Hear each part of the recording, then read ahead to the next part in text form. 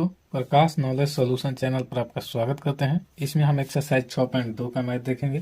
Class 10 का math होगा।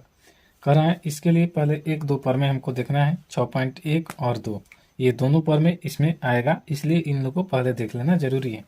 पहला कर रहे हैं, इसे ही थेल्स का प्रमेय कहते हैं। यदि किसी त्रिभुज की एक भुजा के समांतर अन्य दो भुजाओं के भिन्न भिन्न बिंदुओं पर प्रतिच्छेद करने के लिए एक रेखा खींची जाए तो अन्य दो भुजाओं एक ही अनुपात में विभाजित होती हैं। इसका दूसरा प्रमेय देख लेते हैं। कह रहा है कि दूसरा प्रमेय 6.2, यदि एक रेखा किसी त्रिभुज के दो भुजाओं को एक ही अनुपात में विभाजित करती है तो तीसरी भुजा के समांतर होती है। आइए अब 6.2 का पहला मैथ स्टार्ट करें। इसमें कह रहा है पहला क्वेश्चन, आकृति 6.17 में 1 और 2 में डी समांतर BC है तो 1 में EC और 2 में AD ज्ञात कीजिए। यानी देखिए दोनों ये ABC एक चतुर्भुज है। डी कह दिया कि डी BC के समांतर है, जितना ये है उतना ही ये है। तो इसमें हम तो इसका फॉर्मूला हो जाएगा सूत्र निकालने के लिए कि AD बटा DB और AE बटा EC। ये किस फॉर्मूला से होता है? तो 6.1 के यानी थेल्स प्रमेय के सिद्धांत से होता है। उसी को लिख लेंगे और जो जो मान दिया है बस उस पर बैठा देंगे, आंसर आ जाएगा।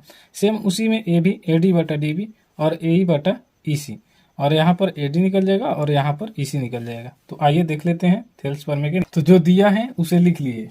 लिख लेने के बाद थेल्स प्रमेय का सिद्धांत को आपको याद दिला दें कि ये फॉर्मूला होता है।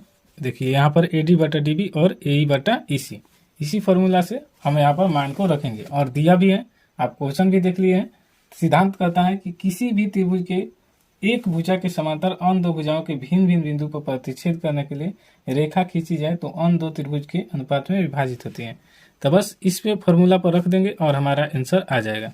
तो देखिए यहाँ पर हो गया AD का मान 1.5, तो यहाँ पर रख लेंगे 1.5।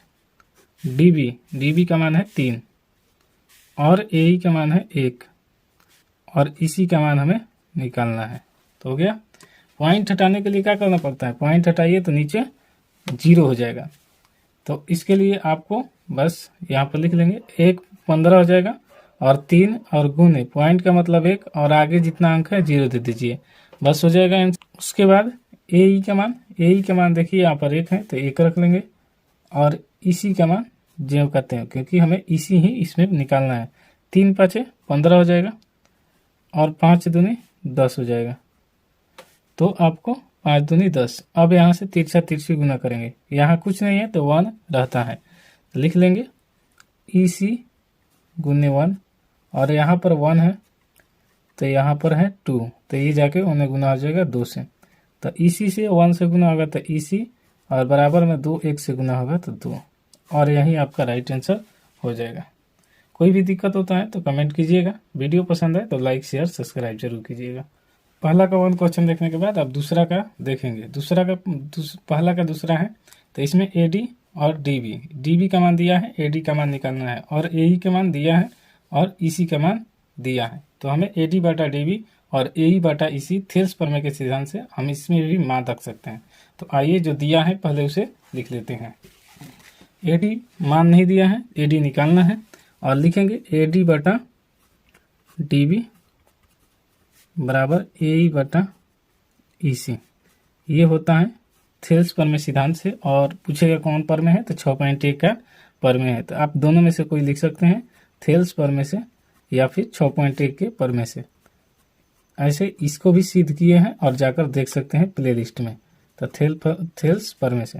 अब AD का मान नहीं दिया है कुछ तो यहाँ पर AD जेव करते हो और यहाँ पर DB का मान दिया है 7.2 बराबर ये AE का मान 1.8 और EC का मान दिया है कितना 5.4 रख लेंगे। अब तिरछा तिरछी गुना होगा, क्रॉस मल्टीप्लिकेशन, इसको इसके साथ और इसके साथ। तो देखिए AD गुने 5.4 बराबर हो जाएगा 1.8 और ये गुना हो जाएगा 7.2। तिरछा तिरछी गुना होता है। अब गुना में है तो हिने आके भागा में हो जाएगा। देखिए AD बराबर हो जाएगा 1.8 गुने 7.2 और बटा में 5.4। आपको कटाने के लिए सबसे अच्छा तरीका बता दें कि 18 हो जाएगा और ये 72 हो जाएगा। इसके लिए फिर यहाँ पर पॉइंट का मतलब 1 और एक आगे 0, क्योंकि एगो अंक है। ऐसे ही 72 हो गया, तो एक पॉइंट के बाद 1 लिखो और इसके आगे एक अंक है तो 0 दे दीजिए। फिर ये 54 है तो ये 54 को लिख लीजिए और यहाँ पर ऊपर हो जाएगा, क्योंकि ये नीचे है तो इसको ऊपर लिखना होगा। तो यहाँ पॉइंट का मतलब 1 और इसके आगे एक अंक है तो 0।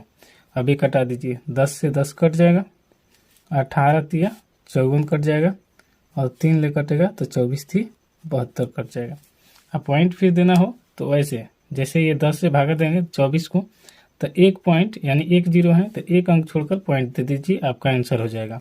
तो AD बराबर लिखेंगे 24/10, यानी यहाँ 24 और ये 10 बचा।